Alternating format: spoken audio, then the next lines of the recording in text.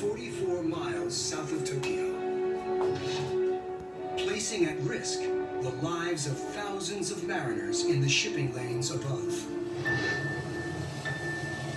In 1952, an underwater volcano like Oomurodashi erupts 260 miles south of Tokyo. Superheated magma reacts with water to produce what's called a phytomagmatic explosion, an underwater steam bomb.